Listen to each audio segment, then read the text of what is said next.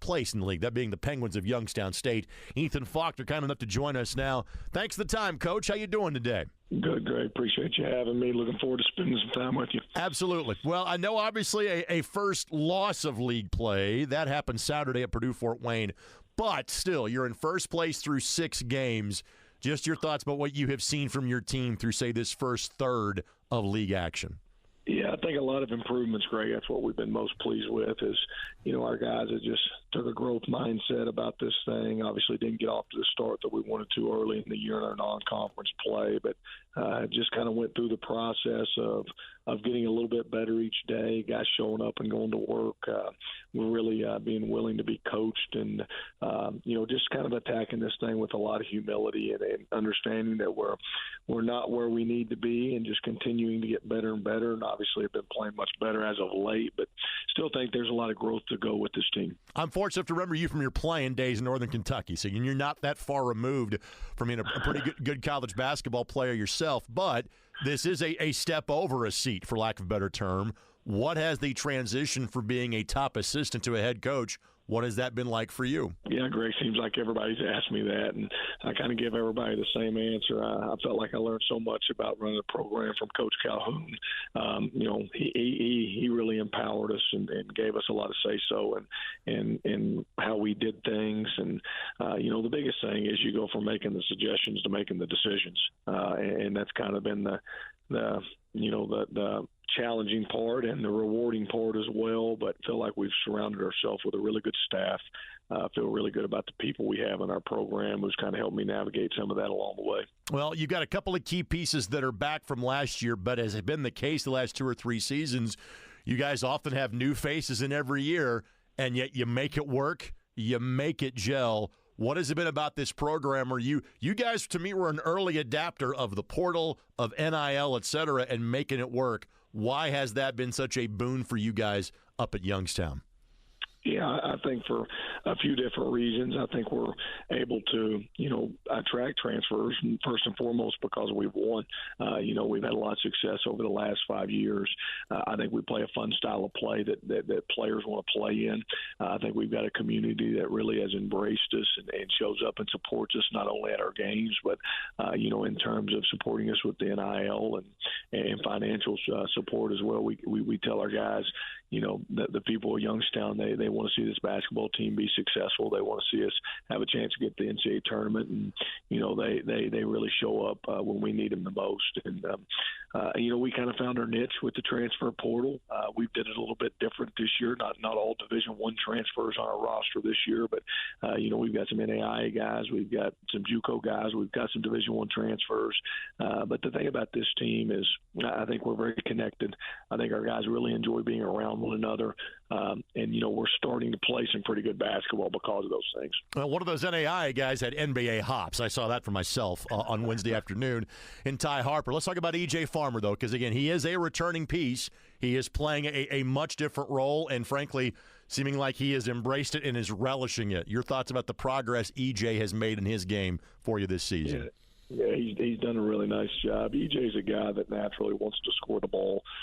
He's a guy that, we knew probably could play a bigger role for our team as we spent another summer with him. Obviously, being in our program last year, I think, was critical for his success this year. But another summer of development for him, and just got a little bit bigger role in our team. He's thriving in it. Again, a guy that can score the ball a lot of different ways. Everything with EJ is about efficiency. When he, takes the right shots, makes the right play offensively, not only does he make himself efficient, but he helps our team become a much more efficient team. The other guy that's a returning I want to talk about because he is so unique, having a big man and playing around him is seemingly such a lost art. Again, I witnessed it myself. Gabe Dines had a major impact for your team in the victory against IU Indy on Wednesday, and he leads Division I in blocked shots. So I guess, if you will, tell me about how kind of you end up getting Gabe from your old stomping grounds in Northern Kentucky to come join you in Northeast Ohio these last couple of years. Yeah, it's funny, Greg, man. We actually beat nobody for him in recruiting. We was his only Division I offer. He played AAU for a close friend of mine in Kentucky, played high school basketball at Simon Kenton for a high school coach named Trent Steiner, who I've known since I've been 10 or 11 years old. He's actually an Eastern Kentucky guy that moved up to Northern Kentucky to work, to coach Simon Kenton. But, I knew a lot of those people that was connected to Gabe. We built a good relationship with him and his family through the process. And, I think just, for whatever reason, maybe we've seen things in him that some of the other Division I schools didn't. And obviously, thankfully we turned out to be right on that one, because he is certainly a difference maker at our level, a guy that, just defends the rim at a high level. He's a guy that can never score a basket and be the most important guy on the floor for you with his ability to defend the rim. And, he's been so important and critical for our team, not just this year, but last year as well. Well, what strikes me is that clearly someone, whether it's high school, your place, probably both, has worked with him about, hey, you're 7'3", just be big in it. And he's not knocking the ball into the stands. He's knocking it to a teammate. He's keeping it in play. Clearly that young man has really put in work at the defensive end. Yeah, he's got incredible instincts. Obviously his size and length makes it sure. A little bit easier for him than other people. But, most guys that you see with his size at our level, they have some sort of severe deficiency in their game, whether it's, offensively they can't score, defensively they can't move laterally. We could list other things. But he's kind of a guy that's unique because he doesn't have those severe deficiencies in his game. He's done an incredible job working on his body. He's up to almost 240 pounds. When we got him, he was 190 pounds. Wow. So he's just done a good job of just continuing to develop his game. He's a guy at our level that just gives us something that most teams at our level don't have. Again, you're in first place. You're a half game clear of 3 teams in Milwaukee, Cleveland State, and Northern Kentucky. This league has known parity for a long time. Just your thoughts about that group that is kind of nipping at your heels through 5 or 6 games of league play. Yeah, maybe as much balance in the league as we've had since I've been in it. I think we've got a lot of teams that are good that could make runs at the tournament, make runs at the regular season championship. I think IPFW, the team we played last Saturday, maybe the best offensive team in the league. They kind of whipped us out there, and but there's so many teams. Obviously, Northern Kentucky coming in here on Wednesday, a program I've got great respect for. Not just because I played there, but because of what they've done in this league over the last 4 or 5 years. We could list the others. Milwaukee, obviously, a really talented team. Cleveland State playing really well. Fort Wayne playing really well. So, this thing's going to go right down the wire like it always does, Greg, in terms of who's going to win it. And as I tell our players, man, it's every game's going down the wire. These teams are so competitive and so balanced that there's not a lot of separation between 1 to 11. This is something that is not entirely you, but again, it is the Norse. It is the school that you wore that jersey, for 4 years. You're used to it by now, having been at Youngstown for the last 6 seasons. What is it like for you to compete against the alma mater at least twice a year? And often years, you're going to see them a third time. What has that been like for you? It's really no different than any other game, Greg. We approach it the same way. Obviously, when we go down to Northern Kentucky and get in that area, I've still got a lot of friends in that area that I went to school with or played with, and it's always good to connect with them when I'm down there. But in terms of the game, other than just being really good and knowing you have to play exceptionally well and do all the things that you need to do to be successful against their zone, it's really in terms of preparation and mindset and what we're doing in terms of going about our business. It's really just another game. Well, obviously, again, final thing before we let you go, you guys, again, have turned into a consistent winner, which has not happened at the Division I level for Youngstown State. The obvious goal is win a couple of more games in the conference tournament, make that debut in the Division I tournament. As you get a few more weeks down the line, what's going to be the key for your team coach in making that happen? Yeah, I think a couple things. I think our defense has been really good. We've got to do a better job of defending without fouling, and we got to do a better job of defensive rebounding. If we can do those 2 things a little bit better, our defense has got a chance to be special. And then offensively, we were struggling so early shooting the basketball. We've got to shoot the ball better from 3. And just we have lulls offensively where our pace isn't great, our execution isn't great. Those things that all good offenses have. We've got to continue to make progress in those areas. But, we're a team that's going to have to rely on our defense. We don't have the offensive firepower that maybe we've had in years past, but we're certainly much better on the defensive end of the floor. That gives us a chance to get out in transition and play our brand of basketball. So I would say those things would be areas of improvements for our team. Well, when I saw you last week, maybe you had to loaf about 5 minutes. The other 35 minutes were awfully darn impressive in a 16-point win at the building. Hope to get a couple of wins at in March. Coach, thanks for your time. I know you got a big week coming up this week. Best luck against NKU on Wednesday. Thank you, sir. Great conversation with Ethan Faulkner. And, oh, by the way, the guy that he worked for the last 5 years, the guy that he is replacing in Jared Calhoun, his new team in Utah State, receiving votes in the national poll. They're 14-1. What a great job he has done out in Utah. But, of course, Ethan's focus is on Northeast Ohio. And, yes, they're atop the Horizon League, but Milwaukee, Cleveland State, and the team they play in Northern Kentucky, just a half game behind them. Coming up at the end of the program, we'll go through schedule and big games that will take place this week. To make this show possible, the Horizon League wants to thank its corporate partners for their support of the 2025 Barbasol Horizon League Basketball Championships and this radio program. Barbasol, KeyBank, Vallejo, Anthem, IU Indianapolis, Capital Group, Gatorade, Indiana Sports Corporation, CBIZ Somerset, Cluster Truck, Kripe, Indianapolis Indians, and Intella Building. By the way, coming up later in the show, I'll reference how you can get tickets courtesy of me to go watch IU Indy and Detroit Mercy coming up on Thursday night. Back with more in a moment. We'll talk to a young man that for the entire month of December, A, his team didn't lose, B, he won the Horizon League Freshman of the Week award, that being Jay Sean Stevenson. And speaking of not losing in December, the Purdue-Fort Wayne Mastodons women's side haven't done that. They also haven't done it in terms of Horizon League play. And their head coach, Maria Marchesano, she'll join us next segment as well. You're listening to On the Horizon, and you're doing so on 93.5 and 107.5 The Fan.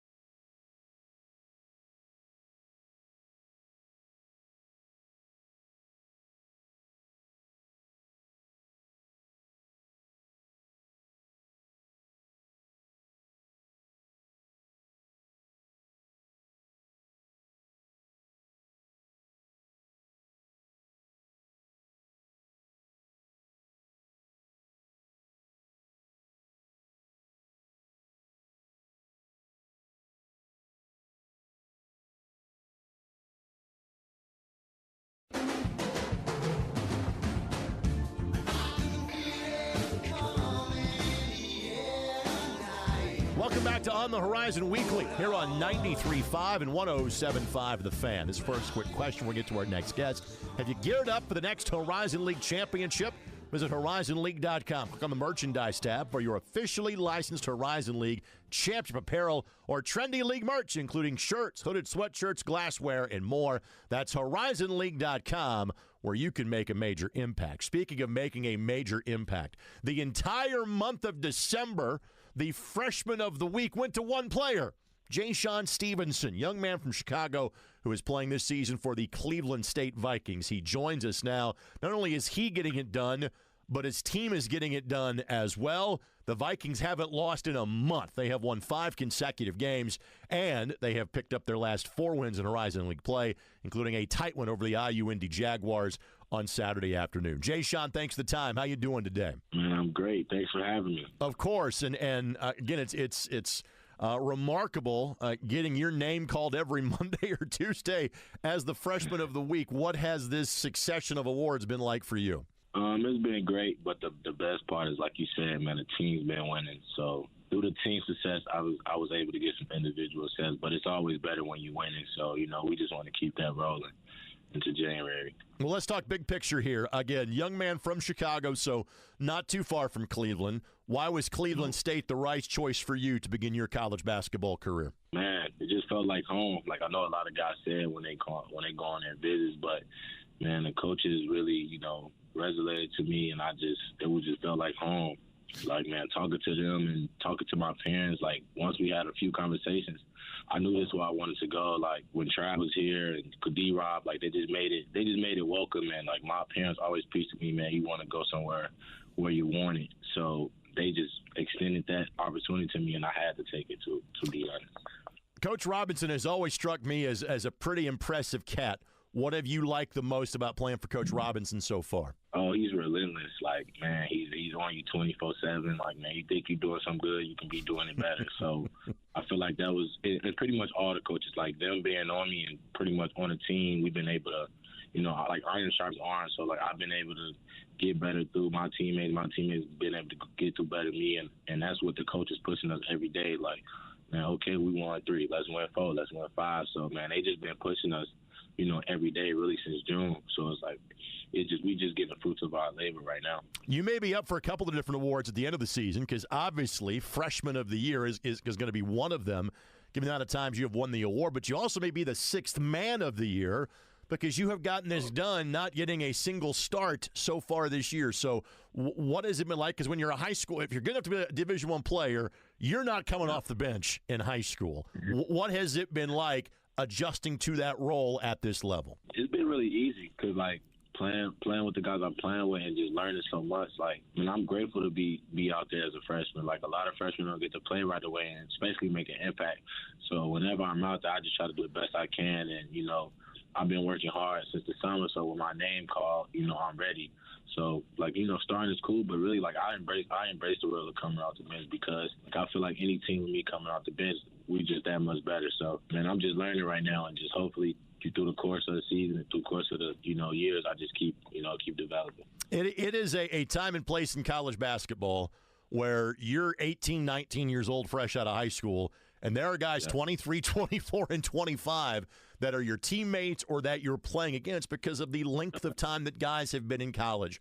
What has it been like for you playing with and against people 4 or 5 years older than you? It's actually been dope. Like, I've been called little bro for, like, so many times. Like, everybody, coming from, high school, being one of the oldest on the team. So now I'm being, like, years younger than everybody. I turned 19 in, like, less than a month. But, man, it's been fun.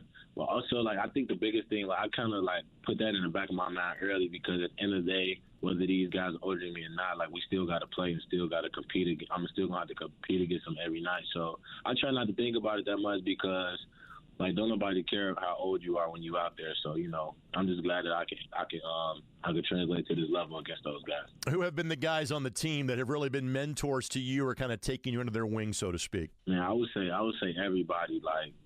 Like all the older guys. Like we have a plethora of us. But like through practices and when I'm having my, struggles, it is always like, you're fine, keep pushing.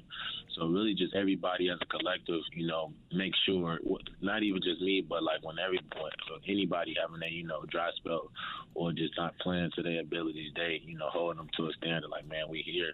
And that camaraderie and team aspect is really why we having our success. One of the things that strikes me about why you've had success, and I think I shortchanged on a winning streak, you've won 6 consecutive games, not 5. Yes. The 4 part in the Horizon League I've gotten right. But I immediately see the points you've given up on a per-game basis. You've allowed 65 points, give up just 61 to IU Indy in a home win on Saturday afternoon. What is it about you and the group that have made you guys so tough to score on? Clearly you're putting in the work. What makes you guys so good on defense? Pretty sure that's B-Rob and his staff way. Like, man, when I got here, it's like, man, we don't care about how much you can score the ball. You got it. If you want to play, you're going to have to play defense. So, like, man, for me, it's been, ups and downs with it. But, every day is shells. Every day is, drills where it's like, man, we're going to score, but we got to stop the other team from scoring. So, like, man, that's our bread and butter, and we just try to play like that every night. And it's been working for us. All right, you're at that time of the year where you can focus strictly on basketball because classes haven't started back up yet. They will for you next week. What's it been like these last 3 weeks where the focus is just basketball and nothing else? Great. No classes to worry about, no homework, but able to get, extra reps up in the gym, get off our feet more. But, I feel like when school come back, we'll be ready because we handled it very well, in the beginning. But yeah, it's definitely been a blessing. And I know that you are just in the infancy of your academic days as a college student athlete. What's the major for you at Cleveland State? Journalism major, journalism. And so, kind of something I know something a little bit about. Once your playing days are over with, what do you want to do with that? Man, I plan to be like you, interview some freshmen. That's really nice. But just there's so many aspects you can do in journalism, documentaries, and I like that. I like all those aspects and all those avenues you can jump into with journalism. It's very, open and free to choose. And plus, I like to talk and I like to write. So I feel like that'll be a great spot for me however long my career may end, because eventually the ball got to stop bouncing one day or another. Well, Jay Sean, it wasn't lost on me that you worked in plethora in the conversation. You do that, you're going to be just fine. You can be verbose as all get out, whether you're writing about it, talking about it, yapping about it, or doing all three. Congratulations on a wonderful start, both for you as a freshman, but for the team as a whole, having 10 wins as well. Look forward to watching the rest of the season, Jay Sean. Thanks for the time today. Thanks for having me. We switch gears from the men's side to the women's side of the ledger in the Horizon League. And this guest joined us a year ago, and her team had a fantastic season. But the talk at the top of the league last year was the duel between Green Bay and Cleveland State. The team that was right behind those two was Purdue-Fort Wayne. But as we speak, there's only one unbeaten team of women's hoops in this league, and it's the Mastodons of Purdue-Fort Wayne. And their head coach, Maria Marchesano, joins us now. Coach, congratulations on the fantastic start to your league year. How you doing today?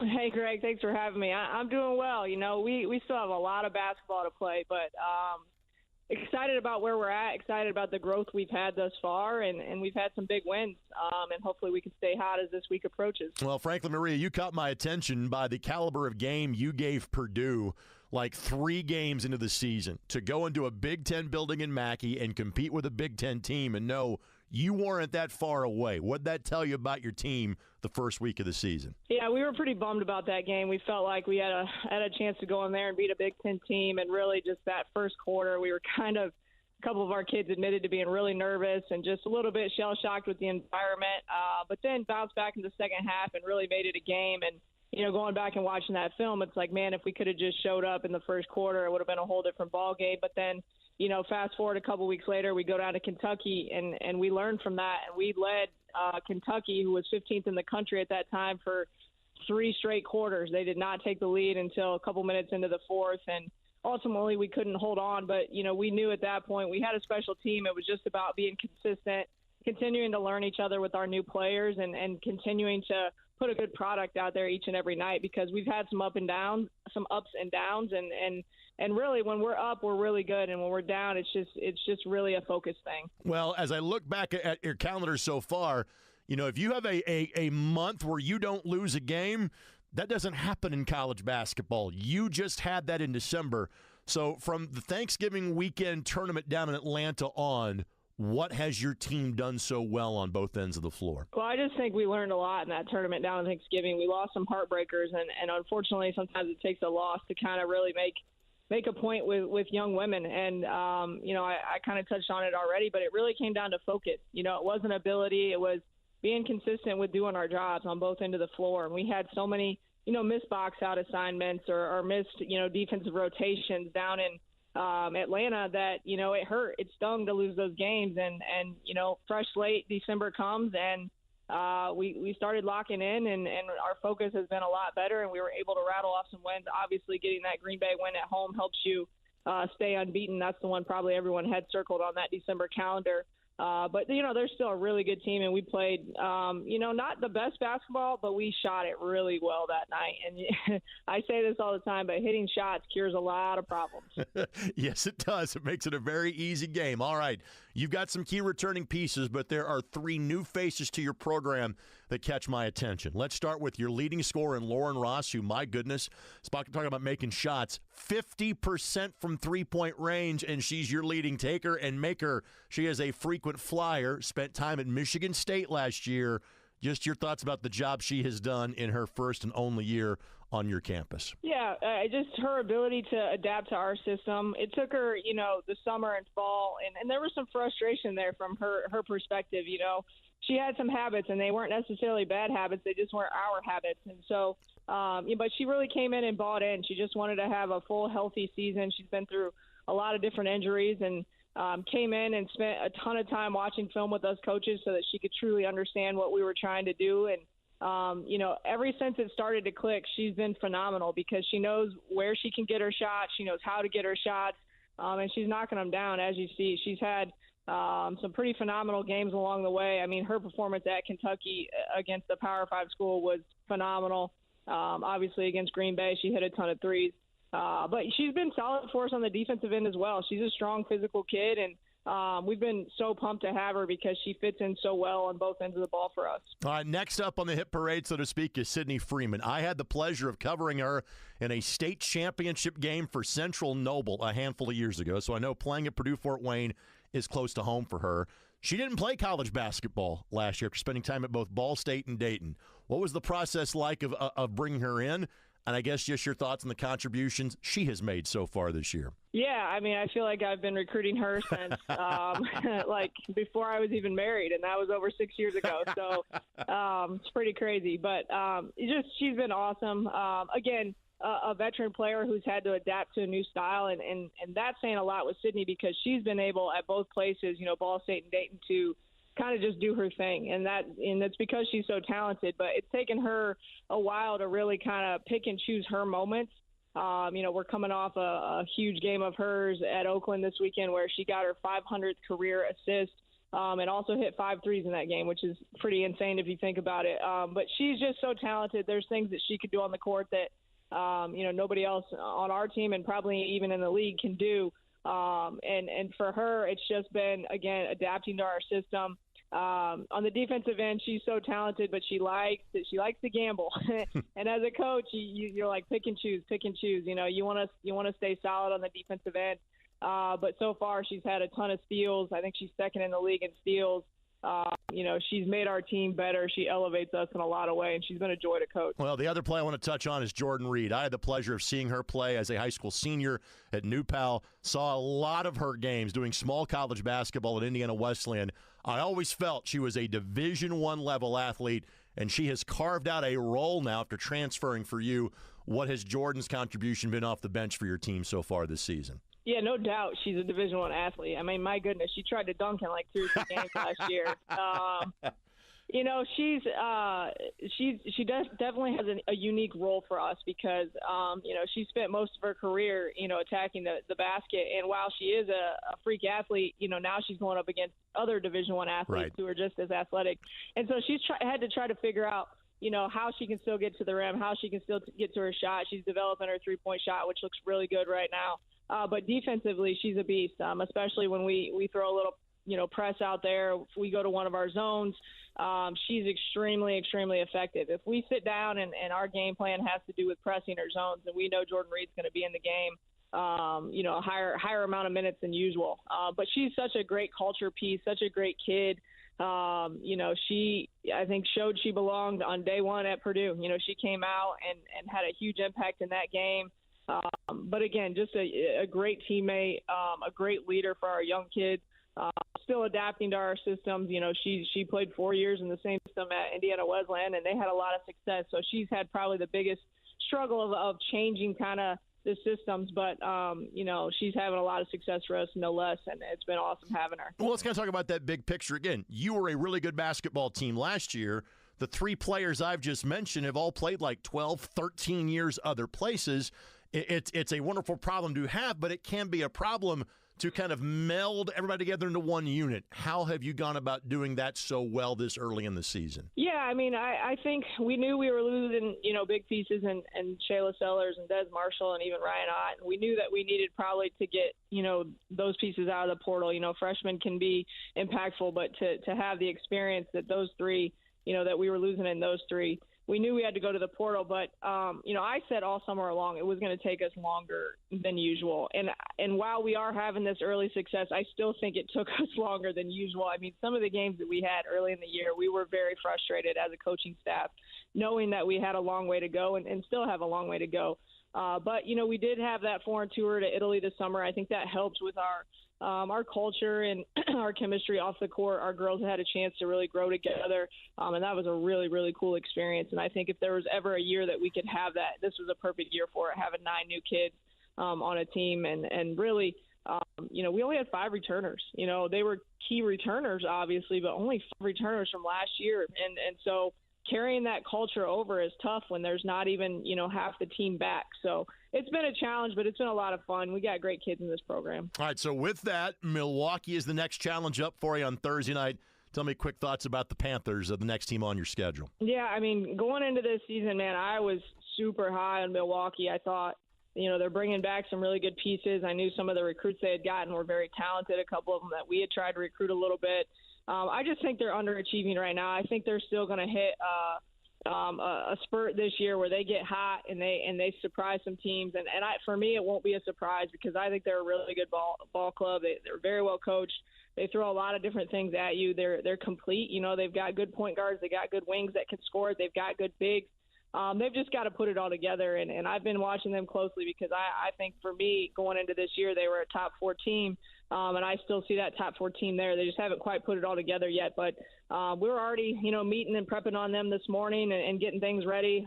Big challenge for us. Obviously, we want to try and stay hot and stay undefeated at home. So we're excited about, having them come in and hopefully we can continue to play well. Well, clearly a home court advantage is being had. You got this with the Gate Sports Center. That's my final question for you. When it comes this time of year in Fort Wayne, the Comets have a lot of people's attention, but there's an opportunity here. What's the level of buy-in from the community? Are people in Allen County starting to recognize, hey, you got a pretty good basketball team you've put together here? Oh, for sure. We saw that last year when we made our WNIT run. We had, crazy amount of just random tickets, bought for our games. Obviously, our season ticket holders have also gone up, but having some local kids helps, with the Sydney Grabers, the Renner Schwedermans and Sydney Freeman, and then obviously myself being local. It really helps with, getting those fans. And Fort Wayne's a basketball city. Yeah, the Comets do get huge crowds. That's quite an environment over there. But we're a basketball city, and I think this city has rallied around us. And, it depends on the day. If there's a big high school game or something else going on, maybe not. But if it's just a random Thursday night like we have going, this week, I expect a pretty good crowd, and our kids deserve it, man. They put out a good product, and they're fun to watch. Listen, I've been going to the Gates Center for more than 30 years at this point, and any building named after a sportscaster is more than all right with me. Good luck against the Panthers coming up on Thursday night, Coach. Thank you for the time. Look forward to seeing you down in Indianapolis a couple of months from now. All right, appreciate it, Greg. This reminder, folks, make your plans for March 10th and 11th and the 2025 Barbasol Horizon League Basketball Championships. After you get all the insights from this show, visit horizonleague.com for championship information, merchandise, life in the league stories, golden hour content, and much more. Remember, March starts here in Indianapolis at the Corteva Coliseum at the Indiana State Fairgrounds March 10th and the 11th. And this show will be there live on semifinal Monday night at 6 o'clock right here on 93.5 and 107.5 The Fan. Back to wrap it up next. Rocco Miller, the Bracketeer, will cap off this week's show. It's on the horizon on 93.5 and 107.5 The Fan.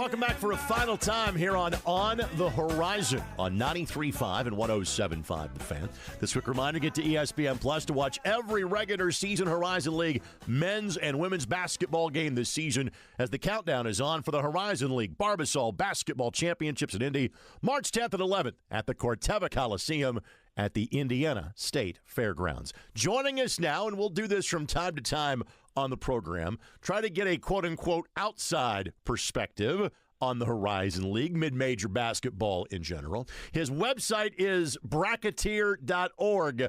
His given name is Rocco Miller, and he joins us now. Rocco, thanks for the time, and just kind of give me the Cliff Note speech on your background and on the website. Greg, great to be on with you.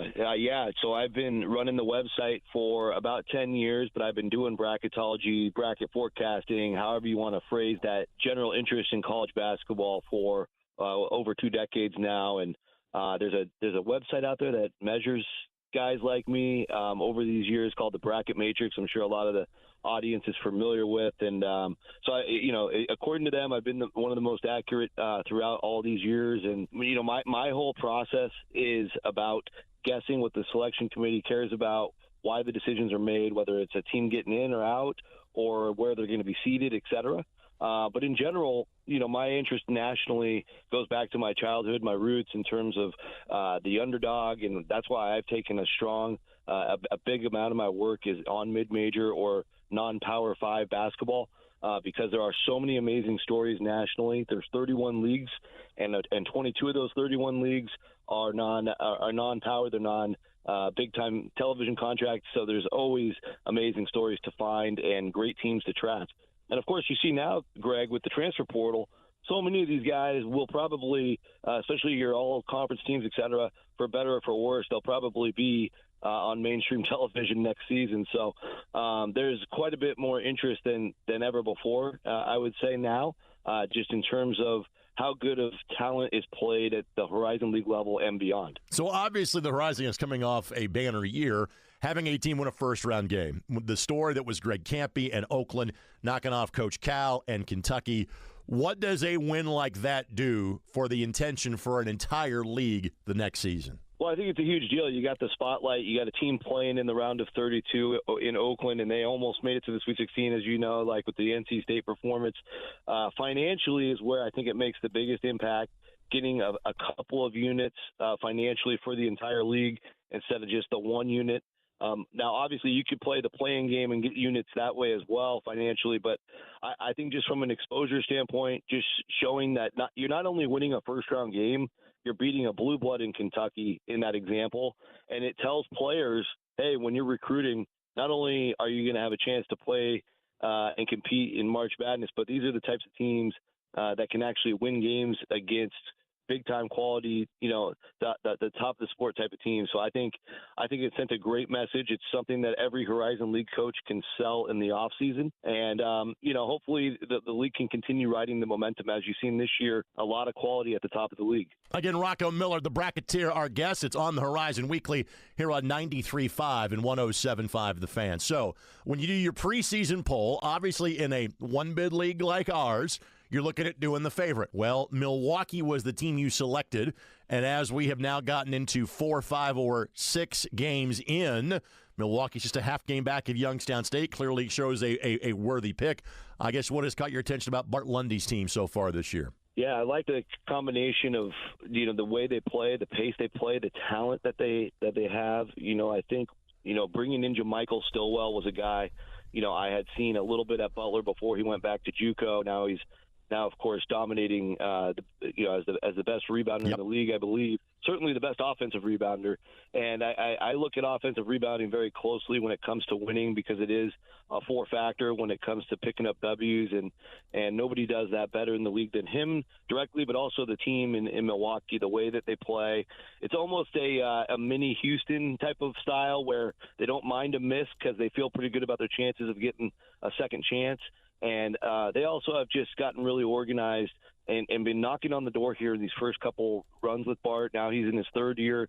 And I think with Folks and a lot of other good pieces on the team, I got to see them play at the Fiserv Forum when they took it to Akron. I was blown away there, even here just a few weeks back. So I still feel pretty confident that they'll be a really tough out when it comes to Horizon Tournament. Again, what I'm doing in the preseason is pretty interesting because I take a look at the regular season, and I feel like that championship race is a little bit different than how the tournament's going to play out. And you see that in the Horizon almost every year. We have incredible upsets in this league, sure, in the quarterfinal, semifinal, et cetera. Some of that has to do with the format going from on campus and then over to where you are in Indy. And, I like Milwaukee's style to sustain itself on a back-to-back. You'll have to win on the 10th and 11th to take this championship. And frankly, they have overachieved in terms of what their seeding has been in previous years. So what you just said backs that up. All right, expanding it past the Horizon League, again, from the one big conferences, who are the teams that you are kind of forecasting that are most likely to make some noise, whether it's Milwaukee, whether it's somebody from a different league? Who are the teams that need to get on fans' radar here in early January? Well, this is an opportunity, Greg, to represent the West Coast a little bit because two teams out of the Big West right now are really, really impressive. That's UC San Diego, a team that's a first-year eligible for the NCAA tournament. They just wrapped up their 4-year transition from Division II. But UC San Diego, of course, has had great athletics across all sports for several years at D2, now doing it at D1. They have a win at Utah State. That's something better than any other team at this level has. Utah State, since that time, has gone on to win at St. Mary's, at San Diego State, and at Nevada. So that is aging like fine wine for the Tritons. And they also just won a league game the other night at Fullerton. And again, the Big West is very competitive, much like the Horizon. They were up by 50 with 3 minutes to go. So this is a very dangerous team. I went down to see them in Daytona Beach for their tournament that they steamrolled Toledo in the championship game of that and got everybody's attention. And I don't think they've lost since then. The other team is UC Irvine, who, of course, won up in Canada, the event I called. They've won a lot of good road games, including Belmont recently. They just beat down a really good Riverside team Saturday night. So those two teams will play next weekend. Keep your eye on both of them because they both just have 2 losses, and they're very deep and they're very organized. And the cohesion part of it, you saw it with Florida Atlantic a couple of years back when they got to the Final Four. That was all about chemistry and cohesion, and I think those two really do have it. I think the next in that group is Drake, despite Drake losing to on Sunday and before that 2 losses in the Valley now. I did see Drake against Kansas State live. That's a team who's very together, a little undersized, so that concerns me, but they are so together with 4 of those key players all coming from Division II with Coach McCullum. Yep. I would say Bradley and Liberty are right up there, and Arkansas State is absolutely loaded. They've won at they were the team that won at Memphis by double digits. So clearly a threat in March Madness are the Red Wolves. Bracketeer.org is the website. Where else, Rocco, can we find your great work? Yeah, so we have a weekly show called the Mid-Major Show on Field of 68.